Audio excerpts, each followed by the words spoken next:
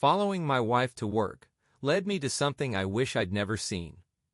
I thought I knew everything about my wife.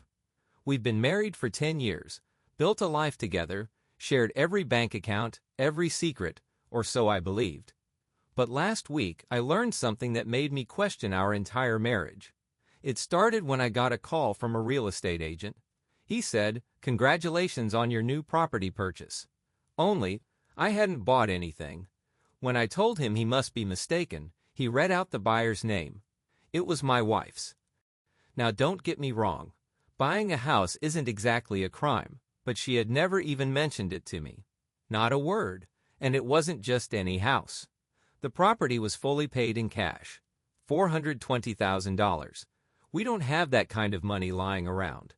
At first, I thought maybe it was some kind of investment opportunity her work had offered, and she just hadn't gotten around to telling me. But the more I thought about it, the less sense it made. Later that night, I casually asked her how her day went. She just smiled and said, "The usual. Work, meetings, nothing exciting. No mention of buying a house." That's when my suspicion began to grow. The next morning, while she was in the shower, I checked our joint accounts. Nothing unusual. The balances were the same. So where did she get almost $500,000? The answer was waiting for me in a place I least expected. I remembered the real estate agent had emailed the purchase contract to her. I knew her email password, or at least I thought I did, but when I tried to log in, it didn't work. She had changed it. For the first time in our marriage, she was hiding something big, and I wasn't going to let it slide.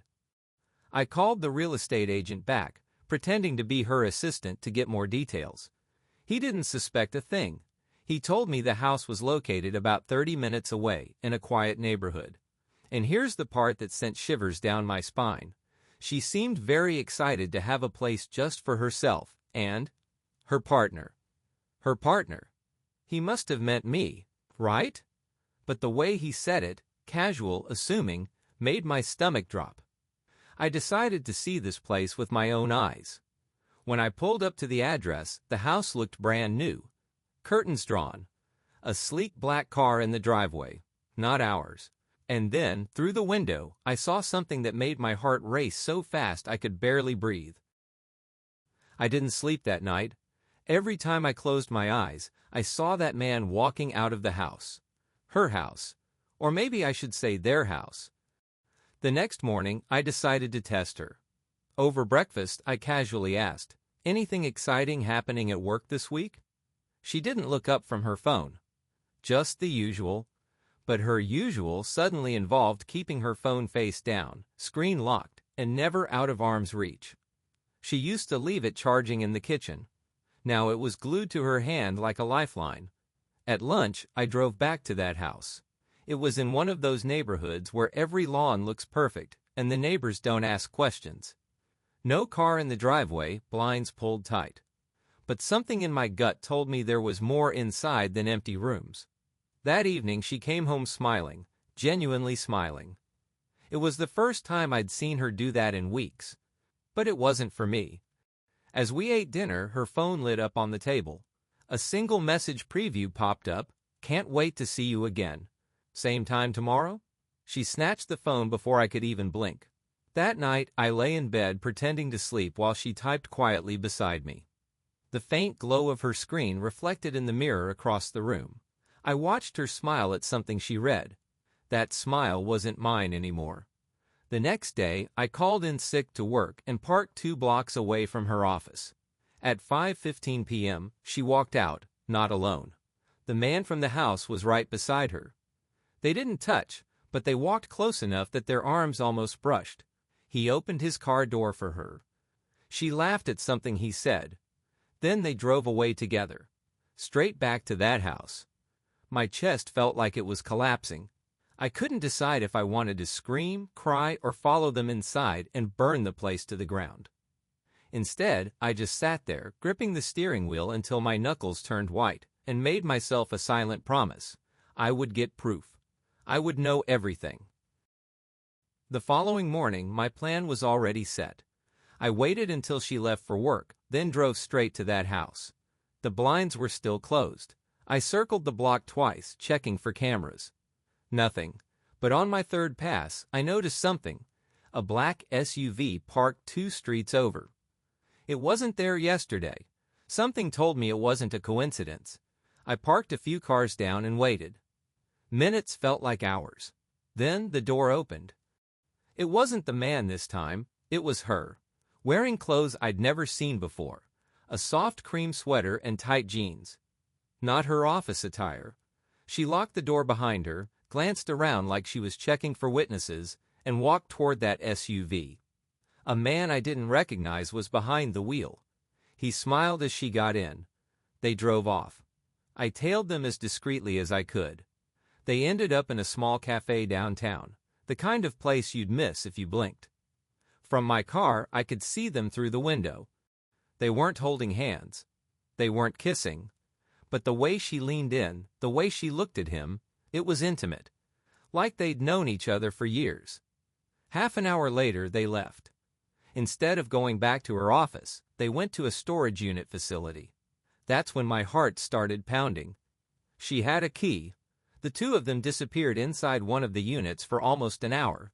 When they finally emerged, she was carrying a small box.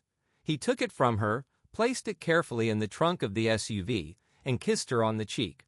The kind of kiss that says there's more between us. I snapped as many photos as I could without being noticed. Then, as they drove away, I followed again. They didn't go back to the house. They went to the same hotel I'd seen on a receipt weeks ago when I was helping her unpack from a business trip. It wasn't just a one-time mistake. It was a routine. By the time I got home that evening, I was shaking.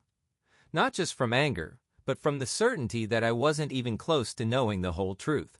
And if I was going to confront her, I needed everything. That night, I didn't sleep.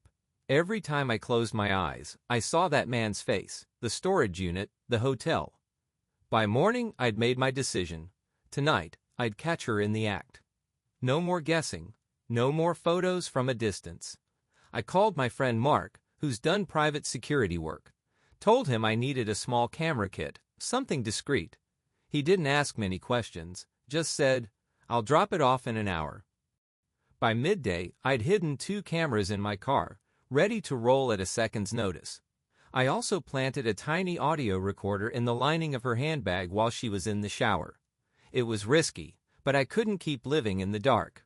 At 5:30 p.m., she told me she'd be working late. Perfect. I waited 10 minutes, then got in my car and followed at a distance. She didn't go to the office. She drove straight to that hotel. I parked across the street, camera ready. From the shadows, I saw him, the same man from the cafe. He greeted her at the entrance like it was their second home. They laughed. He touched her lower back in that familiar way. I slipped inside the lobby just far enough to catch them entering an elevator together. Floor 5. My hands were trembling, but I took the stairs. When I reached the hallway, I waited. Counted the doors. And there it was. Room 512. I didn't knock. I didn't make a sound. I simply slid the tiny camera under the door gap, just enough to catch movement. What I saw in that grainy feed made my stomach twist. They weren't just meeting for an affair. They were sorting through stacks of cash and a bundle of documents. My wife was signing something. And then she laughed and kissed him. I pulled back the camera and left before they noticed. My mind was spinning. This wasn't just infidelity. This was something much bigger.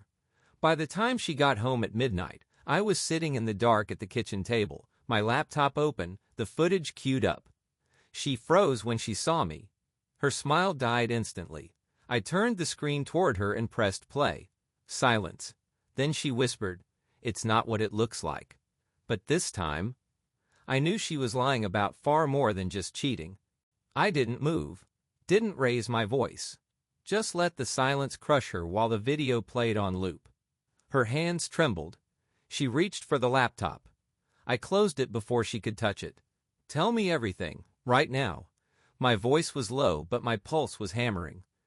She tried the usual, "You don't understand. It's complicated," but I wasn't letting her dance around this. Finally, she broke. Turns out, the man was not just some fling.